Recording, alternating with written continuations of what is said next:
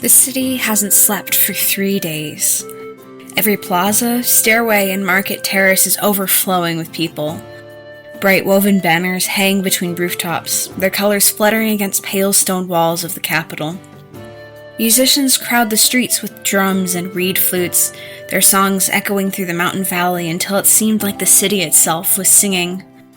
Hurriedly prepared only a few days ago, this clearly wasn't a yearly festival, with how slapdash the decor and food was, but the citizens had taken the palace's hurried celebrations and responded tenfold with their own revelry. You can't go 2 streets over without finding someone painting theirs and others' skin in bright patterns, reminiscent of the spirit markings that have represented prosperity to these people for generations. The sheer amount of corn, beer, and potatoes being consumed has dozens of people running to smaller villages and cities nearby to purchase stores from farmers and brewers, carrying the news which will quickly spread throughout the country. Above it all, the royal palace shines beneath the afternoon sun. Its white walls and golden mosaics overlook the great ceremonial plaza, where thousands press shoulder to shoulder beneath bright awnings.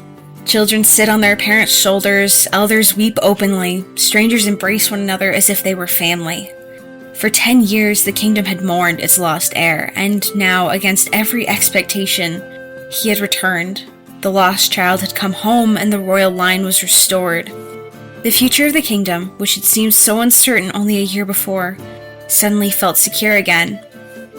Still, one person doesn't join the celebration, staring out at the streets from her balcony and shaking her head. The young princess knows that the man who has returned, bearing her brother's markings and face, claiming to be him, must be a fraud. She just doesn't know what she's going to do about it yet.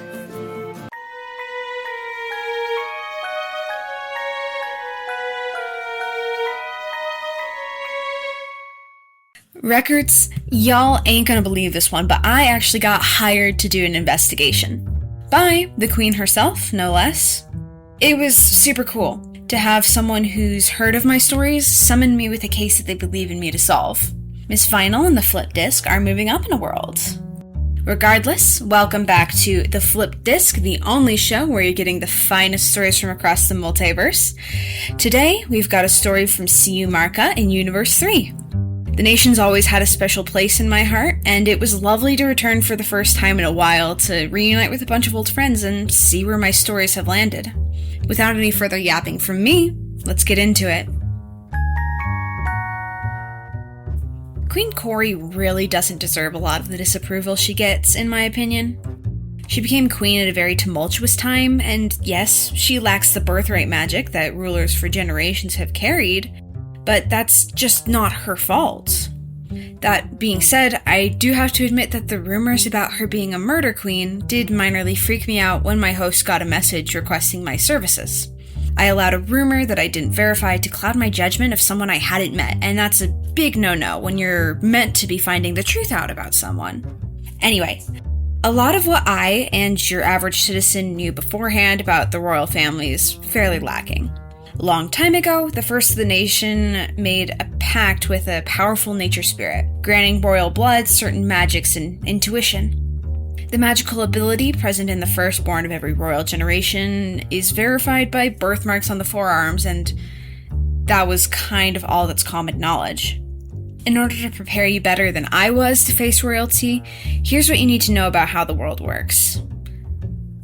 The land that lives here is exactly that, living. The forces that shape the world around us, generally called spirits, have just as much variety as the human race, maybe more. Their power isn't exactly easy to harness, but if you can get one to like you, striking a deal with one will bring your crops more sunlight or grant you protection through a mountain pass. It really depends on the spirit. Some are generous and simply require a thank you or a sweet treat, and some are the most dedicated scam artists you will ever meet. C.U. Marca has really grown around the spirit's presence. They influence nearly every citizen's lives on the daily. The majority of the spirits your average soul will deal with are small and not very powerful, as the stronger ones tend to avoid civilization and disappear deep into the forest, where no one with anything to lose ever goes. However, the arguably most powerful spirit around, C.U., made a pact with what would one day become the royal family, generations ago. favoring our crops and the weather that they looked upon and were responsible for. With the nation being mostly farmers, you can see how this power would be so important. The abundance of food and resources only lasts as long as the spirit's pact is honored by every generation. This birthright, also known as the Kaosai Samin, always transfers to the firstborn of each royal generation, marking them as a future king or queen with these it's like a tattoo, but if pure gold was the ink used, and it's got this corn, stocky-ish look to it as it wraps around the entire lower arm. It's like the spirit marking its territory. Other spirit marks exist, but they're usually not as distinctive. The more powerful a spirit is, the larger a mark it leaves on you and all that. The mark has historically caused at least one scandal, because I heard that on the edge villages of the Empire, where a king had taken a tour and spent some time, a young boy was born with them, and it was this whole thing of the random child of common blood becoming king when he set out to find its father. Absolutely wild story, and I really hope it's true. But back to what would we call the modern day. My meeting with the queen was private, except for her bodyguard, who, wow, could that man probably snap a tree in half with his bare hands, but either way, I sat down across from her and she looked incredibly tired. Meticulous and extremely polite, but like she was weighed down, she told me the situation. Turns out, 15 years ago, Queen Cori wasn't supposed to be sitting on that throne at all. When she was just a little girl, her older brother, Heir Kusi, the firstborn, the one who carried the golden mark and the magical birthright, disappeared on one of the family's outings to the nearby forest. They searched for months, years even, combing every inch of the countryside. He was only 10 years old. Consumed by his grief and fear, the king fell deeply ill when he finally agreed to call off the search and let his son's spirit rest. The young princess began going through preparations and training that her older brother was meant to complete. The Council of Provinces and the royal steward ran the country while teaching little Cori everything she needed to know. It was unheard of at the time. To my knowledge, the kingdom hadn't ever been led by someone without the Kaosai Samin, and people were concerned, to say the least. So much of the country's identity revolved around that spirit's blessing. Every coronation renewed the ancient pact, ensuring another generation of prosperous harvests. Being led by someone without the gift, and without the spirit's favor, was completely unprecedented. People were afraid. The biases and fear of elders isn't the young princess's fault, of course, but it still affected her for the majority of her teenage years, often having to remind the council that she was to be queen soon and had that authority. The whole thing is enough to give anyone lifelong issues with authorities, but it gets worse for her. Cori's coronation was delayed a few years due to some circumstances, but the date was set to finally get the title for a job she'd been doing for years, her 21st birthday. Almost a year before that date, though, everything changed. A man in his mid-20s walks up to the palace, rolls up his sleeve, and reveals the golden glowing markings etched into his skin. With childhood memories, the magical signs of the gifts, and a nation desperate for their lost heir, Kusi was quickly re-accepted into the palace life, with the biggest party since ever rocking the streets and celebrations, which I gave you a snapshot of in the intro earlier. Everyone was happy. Everyone except Cori. She told me that from the exact second she looked at him, she knew in her marrow that he was a fraud. It was just too convenient. She was incredibly vocal about it too, furious, demanding investigations, but the court just dismissed her as a bitter younger sister who didn't want to give up the crown. She desperately wanted to prove he was a fake, but she ran out of time. Before he could even finish his training to take the throne, he dies in a sudden, tragic hunting accident. And because Cori had spent the last few months publicly shouting that this man was an imposter, well, you do the math. The seeds of doubt were planted. There wasn't a shred of evidence connecting her to it, trust me. She swears it was truly just an accident. But the whispers started anyway. That's where the murdered queen title comes from, apparently. For 15 years, she's ruled with that stain on her name. A decade and a half of doubt, of the whispers. It'd haunt anyone. Which actually brings us to the biggest piece of evidence I had sitting right in front of me in the present day. Corey's daughter, the young heir Nina. She's just a child herself, but she was born with the exact same Kausai Samin markings wrapping around her lower arms. The fact that Nina has them at all is seen as a miracle, because it proves the spirit's blessing didn't just vanish into thin air when the marked one of the last generation didn't get put on the throne. No one can agree on why, but existence proves that there's something more going on here. This is where I come in. The anthology of stories I first published there ages ago had made its way to the palace, and, well, one thing led to another, and I ended up taking the case. Because, come on, when am I ever going to turn down this good of a mystery while working for a queen? My first step was pretty obvious. If someone walks into a palace claiming to be the long-lost heir to the throne, there should be records. Witness statements, medical examinations, letters, anything. Turns out there were. Quite a lot, actually. The palace scribes had documented nearly everything surrounding Kusi's return. When he'd arrived, who'd spoken to him first, the servant assigned to his rooms, the tutors brought in to prepare him for the throne, even the inventories of clothes he had been issued. It had been a while since all of this happened, but plenty of the older palace staff still remember those days. The ones who didn't, well, they had the good sense to write things down. Between official reports, private correspondence, and even a few journal excerpts from much younger Corey, I wasn't exactly hunting for sources. The picture they painted was consistent. Kusi was quiet, reserved, he listened far more than he spoke, and when he did speak, people did listen. Everyone remarked on how observant he was. He remembered these tiny details about people months after meeting them. It made you feel like he really cared to know you. Honestly, he sounded like a pretty decent prince. Could have been a good leader if he was more proactive about the whole leading thing. On paper, though, nothing really stood out. He knew details about the palace that no outsider should have known. He recognized old servants by name. Even the people who had been skeptical at first admitted that after a few conversations they were pretty convinced. But I wasn't ready to pack it up just yet. Over a decade unaccounted for doesn't exactly scream case closed, and I really wasn't buying how conveniently selective his memory used to be in terms of where he had been the past 10 years. Still, every trail I followed circled back to the original story. So, as a last resort, I stopped looking at Kusi and started looking at the people around them. Corey was an obvious place to start. It would have been stranger if the almost kind of queen at the time hadn't been involved in all of this, even if her involvement mostly consisted of loudly insisting that the guy was a fraud. But there was another name that kept popping up, the royal steward, Amaru Yapan. Amaru had served the palace for decades. Apparently he first entered royal service under Corey's grandmother and remained steward until his death just a few years ago. By every account, the man lived and breathed for the crown. He knew every tradition, every ceremony, every noble family, every tax ledger. If something happened inside the palace, odds were that Amaru had touched it somehow. He was also an incredible pack rat. Thankfully, for me, the new steward was more than happy to let me sift through the mountain of papers that had been shoved into storage after Amaru's passing. Decades of notebooks, receipts, correspondence, inventories, and appointment logs. To most people, it looked like junk. To me, treasure.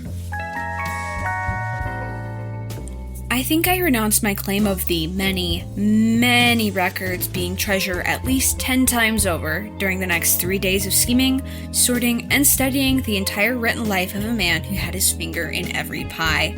3 days of reading expense ledgers, appointment books, shipping manifests, old tax records, enough meeting minutes to question whether literacy was actually a curse. If Amaru Yapan had orchestrated some grand conspiracy, he certainly hadn't been careless enough to write it down in his work notes. They painted exactly the picture everyone had described. A loyal steward relieved the kingdom's rightful heir had returned, patient with Corey's grief, optimistic about the future. Honestly, if I'd stopped there, and I really kind of wanted to, I probably would have apologized to the poor guy in my notes. Then, I reached the bottom of the last crate. Tucked inside was another box, small enough to fit in my lap. No official seal, no inventory number, just 2 words written across the lid. my heart. Now, I don't like making assumptions about people's private lives.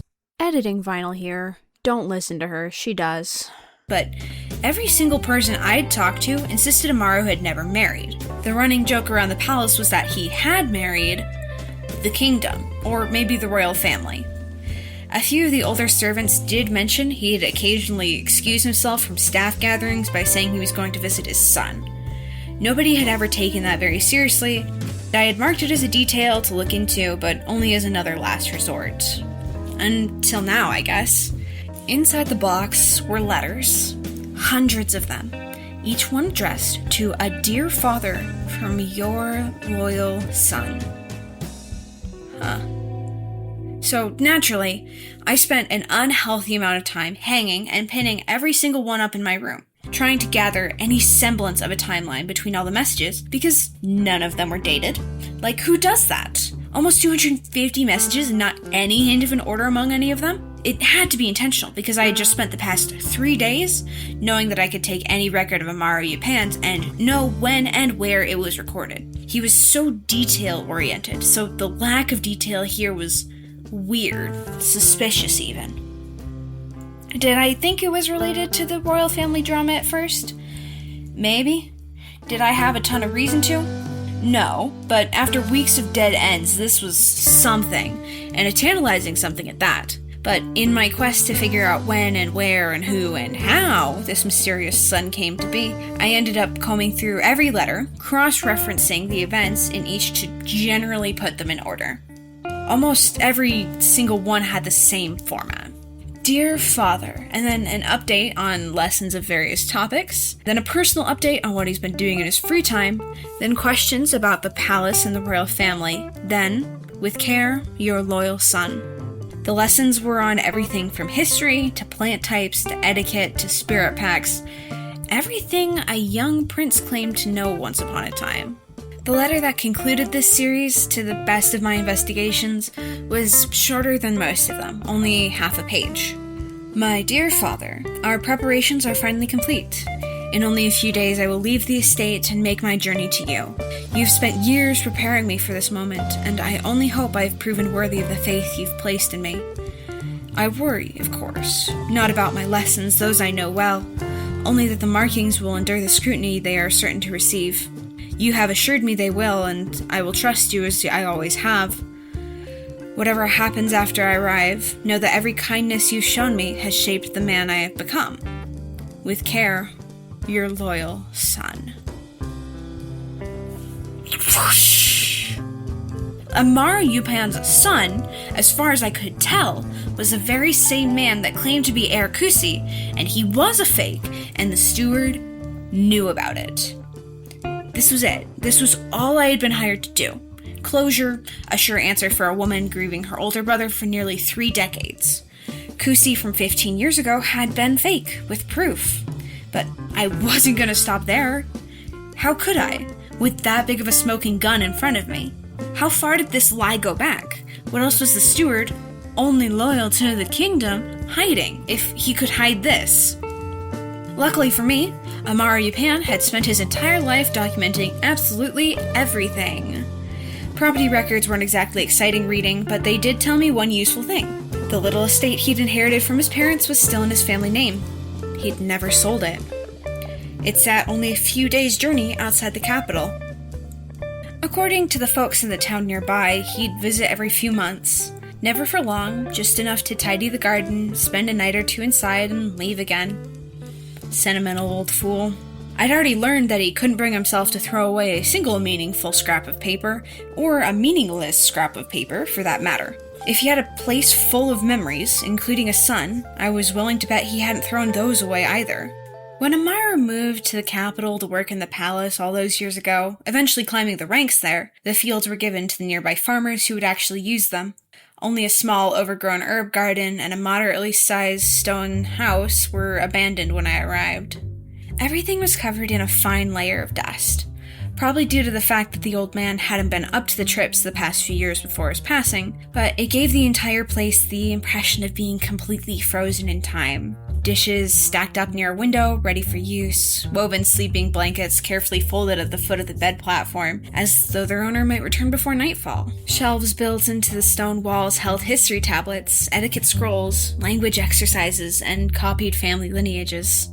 Wooden practice weapons rested beside a finely balanced training spear, whose shaft had been worn smooth by years of use. The place felt sacred, quiet, like I was intruding, and not the normal kind that I like to do. I don't think I'll ever forget it. One floor stone, tucked beside the sleeping platform, wasn't seated quite as tightly as the others. Not enough for anyone passing through to notice, but I had gone there with the intent to find secrets, and here they were.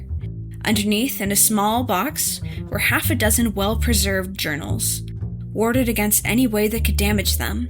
If I were ever going to get answers, I'd get them here.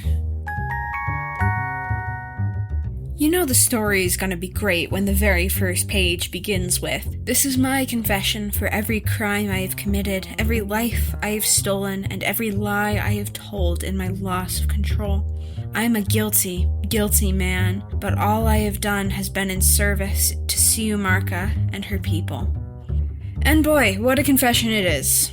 The truth behind this story begins 3 years after the disappearance of Prince Kusi, the original one, mind you. By then, the king had fallen gravely ill, young Cori had begun preparing to inherit a throne that didn't want her, and much of the day-to-day burden of governing had quietly fallen onto the shoulders of one man, Amaro Yapan. That rhymes.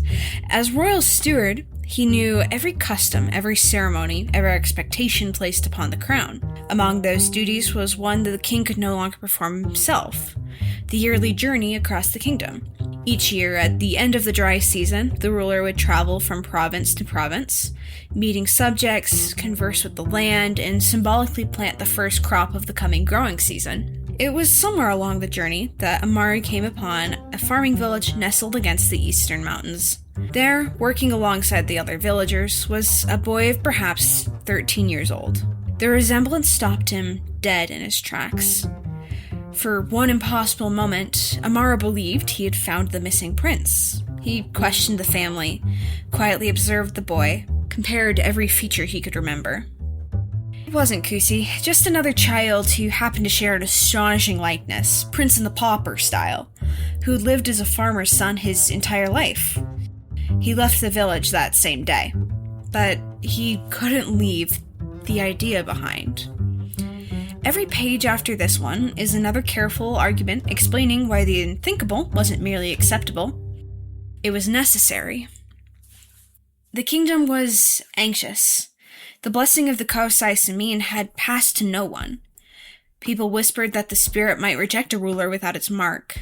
If the harvest failed, and they already weren't what they had once been, panic could spread, provinces might revolt, the council would crumble as people starved, thousands could suffer. Amaru couldn't restore the true heir. He couldn't reforge the ancient pact anew, but he could give the people someone to believe in. A lie, a convincing one, and he argued a temporary one, just to see if the spirit's gift would stabilize, if he could offer the spirit a replacement so alike that they may not be able to tell the difference. After the procession had concluded, he returned to the village. Not as the royal steward, but as an ordinary traveler. A handful of soldiers accompanied him, dressed no differently than merchants or caravan guards. Their names never appear in the journals, for a reason we'll broach in a moment. Amaru offered the boy exactly what every curious 13-year-old dreams about: adventure, purpose, a chance to become someone important. The village lay close to the rainforest, where people disappeared often enough that no single absence became legend. Travelers wandered from the path, hunters never returned, angry spirits were blamed, and life carried on. One more missing child would be mourned, but the kingdom would endure. At least, that's what Amaru told himself. In the interim, he had been listening to stories on the road, and they gave him the tools he'd need to make this transition seamless. Local legend on the eastern side of the nation tells of a spirit that masters the untamable rainforest, the reason that you'd be a fool to venture in too far without a friendly spirit to guide your back. Named Kuuchu by the locals, it hunts wanderers for sport, confusing paths, leading you in circles for days while hiding any food or water until you've gone mad with terror or it has gorged itself on your identity. Familiar voices call from somewhere just beyond the trees. By the time its prey realizes that they're lost, panic has already begun to set in. Survivors' accounts never really make full sense, and there's no doubt that they have more victims than are reported, because at least some never come back, and more still have forgotten what they were doing in the forest in the first place. Most sensible people hear those stories and decide to stay far away from the rainforest. Amaru Yupan heard them and saw an opportunity. He writes here that if Siyu, the spirit that gave the gifts centuries ago and provides the blessings attached, represented growth, light, and giving, then Kuuchu embodied the opposite: forgetting, loss, identity unraveled, terror. He believed that if any spirit possessed the power to erase a life without shedding blood, it would be this one. So, like the fool I've learned he is, he pushes into the forest, alone, trying to gain the attention of a power he understands could unmake him. His part here reads, "I could see no presence, nor hear a voice like many I've encountered in the past, but I knew it was aware of me. I could feel it breathing down my neck." He emerged from the forest with his mind intact, at least as far as he's aware. With how this goes down later, it wouldn't surprise me if Kuuchu unscrewed a few vital things in his head as a parting gift, and a new pact with one of the most dangerous spirits I've yet to hear about. The terms were incredibly simple. Amaru would gain the ability to harvest memories from those he met, and Kuuchu would consume them whenever they were hungry. He writes here that he finds it poetic, the mark the spirit gave him. A blooming flower dripping blood in the middle of his back. After all, he is betraying everything he held dear for what he calls the greater good. The first memories he harvested and gave to the spirits were the young boys, completely unaware of what was about to happen to him. In a single moment, 13 years of life vanished, and he hollowed out, confused and frightened. The steward did his best to comfort the boy, letting him sleep before tying up a last loose thread and clearing the guard's mind of what they had done, sending them on their way. Then, like nothing had happened, Amaru Yupan brought this shell of a boy, now called a son, to his own childhood home. The transition was simple, easy even. The boy was clever at his lessons, eventually self-sustaining enough for the steward to return to being a steward after his extended vacation after time and crisis. The records show how each day he grew more fond of the boy, not Kusi, who I'm going to call Nusi for the sake of not calling him the boy anymore. He was proud of all that Nusi was accomplishing, of his training, of their plan together, despite it always being his plan and just Nusi who helped execute it. They'd send each other letters every other week, which I found earlier, which gives us a really good insight into how that relationship actually worked. Amaru was always insistent on secrecy, so Nusi didn't have much in long-term friends other than his father, who'd only return every few months for a few days. He seemed bright, but lonely, always saying in these letters how much he missed Amaru, counting down the days until they could see each other again. To Nusi, Amaru was really the only person he ever knew. His dad. This went on for years, carefully concealed and prepared for the right time to swoop in and stabilize the kingdom. But the deal with Kuuchu wasn't simple as Amaru had hoped. It's not like they drew up a contract that both of their lawyers negotiated, so the terms of the pact were more fluid than was probably safe. In this arrangement, the spirit held the power. They demanded more than just a young boy's lifetime and a week or so of assorted soldiers. They were hungry again, and it was the steward's new duty to feed them. Amaru started simply. The sick and ailing close enough to death that they wouldn't miss their memories for long. Then criminals, set to be exiled. He'd take it all, at first, careful not to be caught or let anyone know what had happened to his victims. The larger meals would keep Kuuchu sated for a while, but as those years went by, he found it simply easier to obtain smaller and more frequent meals for his dark secret. No one even notices a month or two carved out of their childhood years after the fact, according to this, which I don't feel is the sound argument he thinks it is. I don't know exactly how many people he victimized, how much time he stole, not because it isn't written down, but because there's so many of them with varying details that the math would probably make me want to vomit if I tried to do it. It's a lot, and we'll leave it at that. The fourth journal is pretty different from the second and third in the series, and a lot more like the first. Instead of being long lists of names, the amount of memories stolen, the date, all the horrifyingly boring interim of stealing people's sense of self, it's another record of a specific set of events like the first one. Potentially the most disturbing yet. 4 years into feeding the rainforest spirit, when Corey was gaining more confidence in her ability and getting her footing and asserting her authority to those decades her senior, Amaru describes being summoned to the edge of the rainforest. Stepping foot off the path and deeper into the brush, he came across Kuuchu hanging over the form of an older teenage boy, having clearly gone through the trials of the rainforest but holding strong. Amaru was drawn to the glimmering golden marks on his forearm and the way that he recognized him. After over half a decade of being only where Siyu knows, Erakusi had come back to Siyu Marka. Amaru never knew how, and I certainly don't know either, but on his way back, he'd crossed through the eastern rainforest and gotten himself trapped.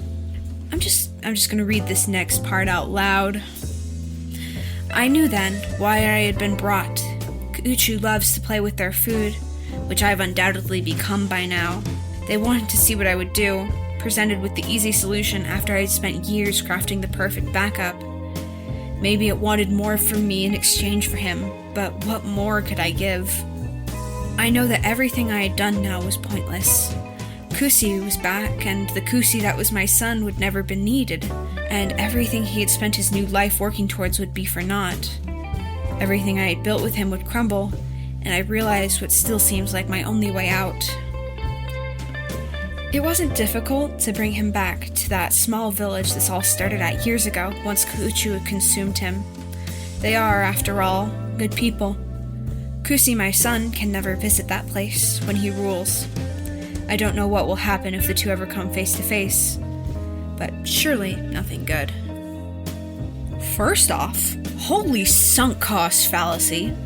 Second, oh my... No, just no.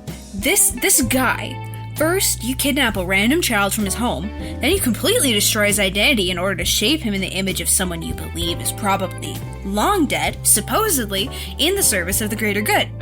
Then, when you don't have to replace said dead person, because this dead person is alive again, you don't take that opportunity and instead continue with your crimes and woe spreading to what?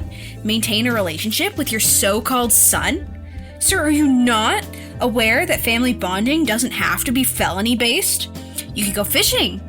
You could play catch.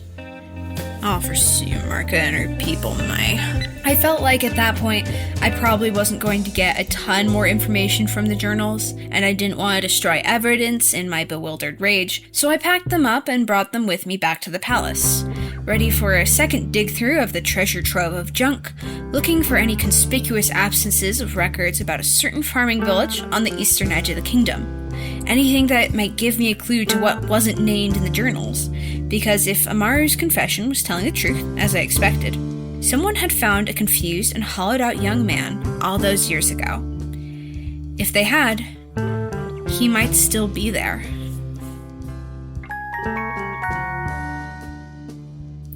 Of course I found it. Once I knew what I was looking for, the gap practically jumped off the page. One stretch of the stewards, and later the queens, following his example, annual routes was always kind of fuzzy. Villages counted together instead of individually. A bridge inspected, but no record of where the road beyond it led. Supply inventories that never quite managed the number of communities supposedly visited. Amaru hadn't erased the village from history, he'd simply stopped writing its name. Cute. Didn't work.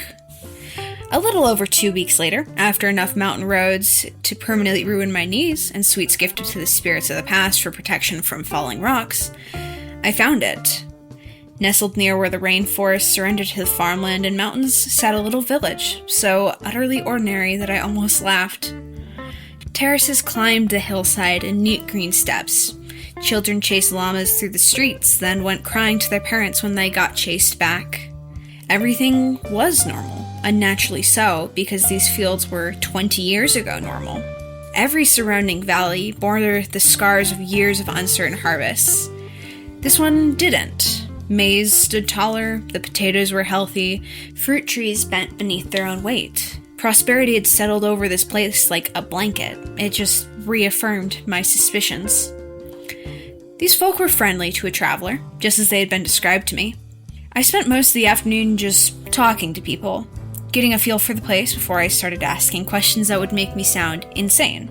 I mentioned to a particularly chatty young woman at our loom that I had come from the capital on semi-royal business, which made her scoff and say that she couldn't remember the last time the Queen cared about them in their little corner of the nation, which was just fine with her, because they were doing fine without them anyway. She was nice, I guess. Anyway, it was a small enough town that everyone knew everyone, real close-knit community and all that, so when I started asking around for a young man that showed up with amnesia some time ago, everyone was able to point me in the right direction. A man named Kapak. Everyone had something good to say about this guy, and I suppose the one who didn't kept their mouth shut, but I got an absolute earful about how he was always around to help someone who needed it, or the way he had with settling disputes and organizing the community. He found me before I found him. Word travels fast around there. And I managed to hold myself together when I saw the gleaming golden Kausai Samin wrapped around his arm as he greeted me. He deserved to know the truth that had been stolen from him, I know, but I need to know what he knew first. Immediately blurting out that he was royalty was not the way to go about this. Instead, I asked to sit down and do a biography, like a normal person. I think he thought I was joking at first, but he was very accommodating and began to tell me his story. There wasn't a lot of story to tell, he warned me before he began, weaving a tale of a young farm boy with an ordinary life. Kapak had worked alongside his father during planting and harvest, enjoyed tales from outside the village and wanted to be a wanderer, an adventurer. At least, that's what he had been told. When he was 13 or so, he'd wandered too far at night, chasing something or another, and hadn't returned for years. When he did return, it was as a shell of his former self. He told me that he couldn't remember any of his life before showing up on the edge of the rainforest near the village almost half a lifetime ago. He had to relearn everything there was to know about his life, the people he loved, the logistics of farm work. He came back more brash, more bold, different from the quieter kid he used to be. It was difficult, but Kapak said he felt a renewed connection to the land after his time with the spirits. One of his favorite jokes to tell is now he's part plant because of the markings the spirit left him to remember him by. He barely even thinks about it now. The time he's lost is less than the life he's lived since. Now he helps organize planting seasons, looks after the village irrigation, and has somehow become the honorary uncle to half the kids in town. His purpose was caring for the land and the people, and losing his childhood was a tragic accident he now uses to ward village kids off from doing the same thing he did. That's all it really can be. A tragedy that's over and done with. I had to tell him. Not only did he deserve to know, little sister from all those years ago could finally have that reunion and closure if I could just bridge the gap. I wasn't going to be complicit in Amaru Yapan's lifelong deception. But there's just no good way to tell someone that the last 20 years of their life, all they can remember, is based on a lie. Despite my best efforts, Kapak didn't take it very well. At least he believed me. I'm lucky that I brought one of the old paintings of an early ruler with the exact same spirit mark he has as proof. I don't want to know what would happen if I got laughed out of the village and had to go back to tell the queen everything with zero tangible results. After that disaster, I holed up outside of the village, far away from the rainforest, mind you. With the world's two stupidest ducks and an alpaca to keep me company, I finished reading Amaru's journals. I guess I hoped that if I just gave him space, Kapak would come to me and I could explain more. The journals contained plenty more long lists of memories from Kauchu, because apparently that was just Tuesday for this man, but towards the end they shifted back into something more personal. They became records of Nusi. The original Kapak, I guess, but let's stick with calling him Nusi. He deserves to be remembered as himself, not the kid he was stolen from or the heir he tried to be. These entries cover the months after he arrived at the palace claiming to be Prince Kusi and began preparing to inherit a throne that was never really his. Apparently, the golden markings used to imitate the Kausai Samin were made with actual gold worked into the ink. I have absolutely no idea how that works, but there you go. Fun fact. What wasn't fun was reading what Nusi was thinking through all of this. Amaru writes that he was terrified. Not of being discovered, though that certainly weighed on him. He was terrified of failing. Every mistake felt to him like proof he wasn't worthy of the responsibility he had been given. He spent hours every night studying court etiquette, history, diplomacy, anything he thought might make him a better ruler. He constantly asked Amaru whether he'd spoken correctly, whether he'd greeted the right noble first, whether he'd remembered every little custom he was sure the real Kusi would have known by heart. One entry caught me completely off guard. Today, Kusi asked me if I believed that the princess hated him. I answered that she hated only her grief. He told me that he wished that she would smile at him once. He said that if she could smile, perhaps the kingdom truly would begin to heal. Nusi couldn't understand why everything wasn't getting better if he was doing what he had been raised to do his entire life. Amaru doesn't really seem to share the doubts. He repeats here that no father could ask for a finer son. As far as I can tell, the hunting accident that killed him really was just that. An accident. Ironically, it may be the only part of this entire case that turned out to be exactly what everyone thought it was. Amaru, for everything I've called the man, and I stand by every word, he was utterly shattered.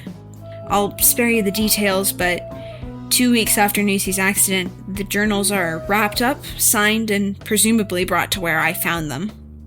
Whatever happened after that, Amaru took with him to the grave. And frankly, if the only being left who knows what happens is the terrifying rainforest spirit that eats memories, I'm perfectly content not asking. Instead, I spent some time thinking.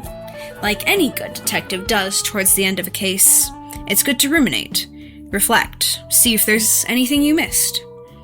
Young Erdnina's marks looks exactly the same as Kapak's, and her having them proved something important. The blessing hadn't ended when Siyu's chosen heir wasn't on the throne. It hadn't been tied to Cory's coronation, or the palace, or any of the rituals anyone, including Amaru, was so sure were necessary to keep them alive. So everyone was obviously wrong, which meant there had to be a simple answer sitting right in front of me the entire time, something the evidence had been circling without ever spelling out. A lot of these old traditions and royal rituals are about planning and harvest. That's the point of the blessing, why the bearer of the Kausai Samin travels the country each year, planting in as many fields as possible. Why the coronation ceremony always includes sowing seeds in the royal gardens. Symbolic, sacred, repeated exactly the same way for generations, until it had lost its meaning. It was obvious to me then, Kapak had spent almost his entire life here, not in a palace, not on some throne, not even aware of what he was supposed to be. He just worked the land, tend the fields, harvesting, planting, living shoulder to shoulder with the people who actually fed the kingdom. And those fields had prospered in a way nowhere else in the country had. Because the blessing wasn't gone, it wasn't tied to the crown, the ceremony, or the capital like everybody thought. It was tied to practice, to the act itself. Siyu hadn't withdrawn their blessing at all. It had just drifted, because the heir had stopped living where the work usually happened. Here, it never stopped, because Kapak never stopped planting, never stopped harvesting, never stopped fulfilling a contract he didn't even realize he was a signature on. And Siyu, apparently, didn't care whether anyone noticed. I spent a lot of time on this case thinking about my own older brother. It's been years since we talked, and I miss him a lot. Maybe that being in my head wasn't helpful for the investigation, but I disagree.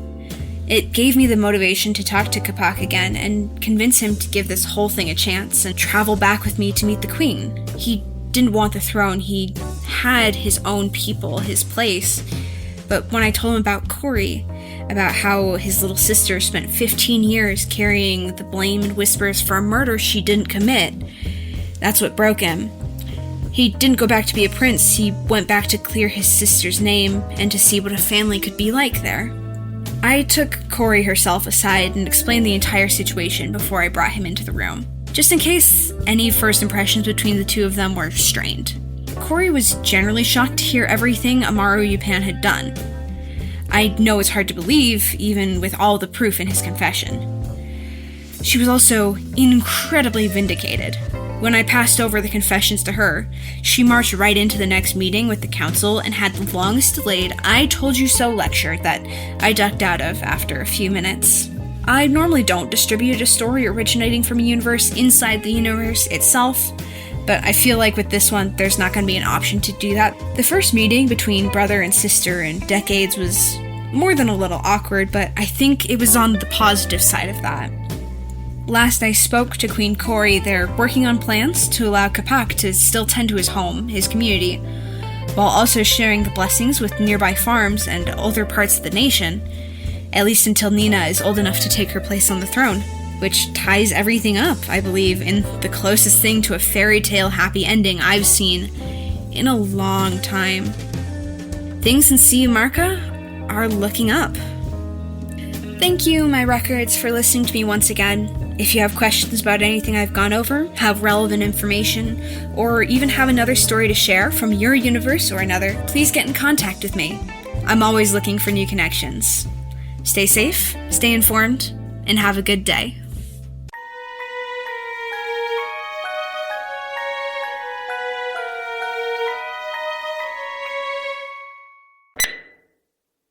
According to the folks I'm gonna kill a man. When Amaru moved to the capital to work in the palace a long time ago, back in the Stone Age, journal excerpts from a much younger Corey, I wasn't exactly hunting for searches. Oh my gosh.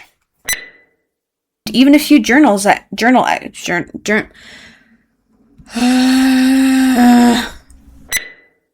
shelves bit old. But all I have done has been in service to... Should I be this mocking? I feel like I probably shouldn't be mocking this man at this point. Wooden practice weapons rested beside a finely balanced straining pier. Oh my gosh! Huh. Oh, did you hear that? Siu hadn't withdrawn her blessing at all. That's the wrong pronoun. Siu hadn't withdrawn her blessing. Dang it!